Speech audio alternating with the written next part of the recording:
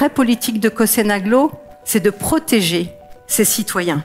Nous souhaitons protéger aussi tous les créateurs de richesses. Et l'année 2025 de Cossenaglo, sous le signe de la protection, sera au cœur de nos politiques publiques et de leur explication.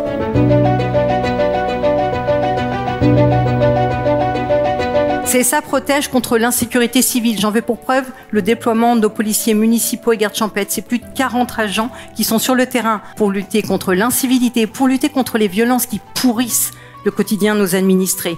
Un e-campus à Lillebonne en septembre 2026 pour permettre aux étudiants de commencer des études supérieures de manière digitalisée s'ils n'ont pas les moyens de s'expatrier de leur commune. Cossenaglo a mis en place le chèque transition pour près de 215 000 € par an. On vient alléger la facture d'énergie d'habitants ciblés par la Caisse d'allocation familiale et à partir de cette année par la MSA pour le monde agricole. CSA est compétente en matière de construction, notamment sur la ville de Lillebonne, d'un centre de santé qui accueillera 28 box médicaux, dont 20 sont déjà avec un bail signé. C'est 22 jeunes médecins sur 8 communes qui se sont installés sur le territoire et qui nous permettent de dire que oui, nous travaillons au renouvellement de l'offre de soins sur le territoire. L'avenir de l'industrie sera décarboné ou circulaire ou ne sera pas. Nos projets, c'est Port-Jérôme, la zone industrielle, le recyclage de plastique, le plastique de demain, la cité du textile de demain. Ces projets à Port-Jérôme qui sont accompagnés par des immeubles de bureaux, de la formation, un centre d'affaires, des laboratoires, des salles de formation, une navette ferroviaire. Pour rejoindre Bolbec, où là, il y a la cité du textile de demain, qui, elle, est à la croisée des chemins d'une économie pure. Parce que là, vous avez des revenus. Ce sont des locaux qu'on loue. On met des entreprises dedans. Et puis après, à Desgenetais, vous avez un espace où il y aura aussi de l'activité économique, de la production, le textile de demain, des centres de formation avec les ADAR, avec la chambre de métier.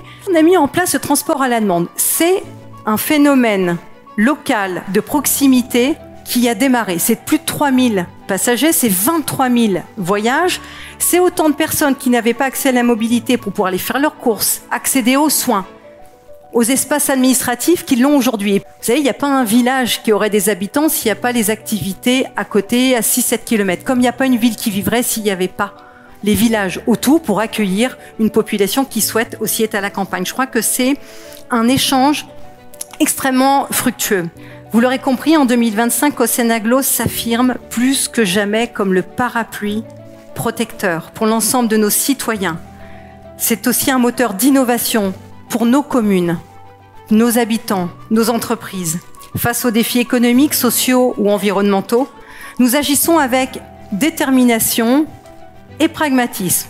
Je vous souhaite donc, avec beaucoup de plaisir, beaucoup de positivité sans naïveté, une très très belle année 2025, pleine de réussite, de solidarité, d'espoir et what else, beaucoup d'amour.